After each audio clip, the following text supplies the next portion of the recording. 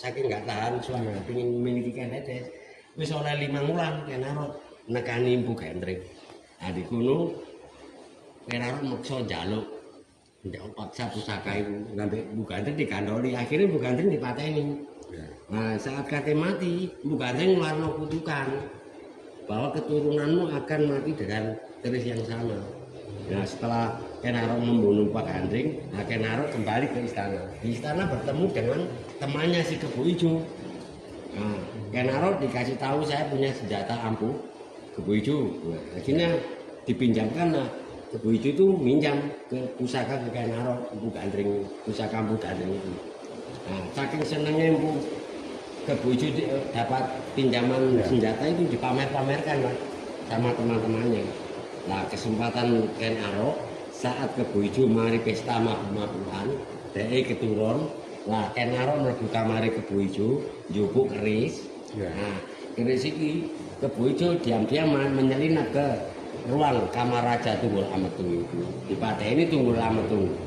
Karo dijaluk keris itu mancep nang bodoh ini. Nah kini di istana ngarani sing mateni Tunggul Ametung iki sapa Pak? Kebo Ijo. Ah Kebo Ijo inilah. Lah kesempatan Ken Arok menjadi sok pahlawan, mencari muka, akhirnya mengeksekusi Kebo Ijo.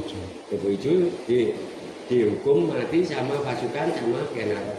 Nah, akhirnya kedudukannya sementara Tumapel itu dikuasai Ken Arok sekaligus merebut putri Ken Dedes. Merebut putri Ken Dedes. Nah, saat Ken Arok merebut putri Ken Dedes itu Ken Dedes sudah hamil 3 bulan. Sudah hamil 3 bulan. Nah, berhubung Tumapel ini adalah bawahan dari kerajaan Kediri, Kertajaya. Nah, bersamaan Tumapel dikuasai Ken Arok. Nah, di kerajaan pusat di Kediri itu ada perselisihan antara raja sama masyarakat. Nah, Kertajaya itu mengeluarkan pengumuman atau undang-undang bahwa raja harus disembah selayaknya dewa.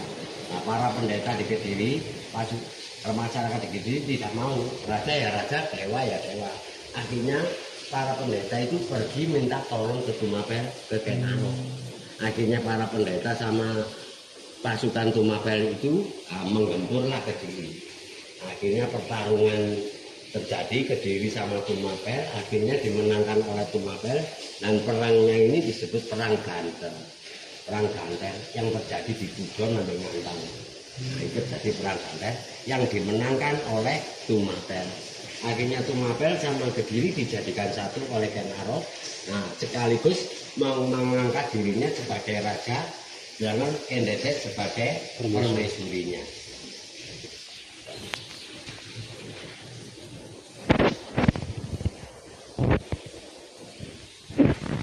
Demikian cerita balada Ken Arok dari Bapak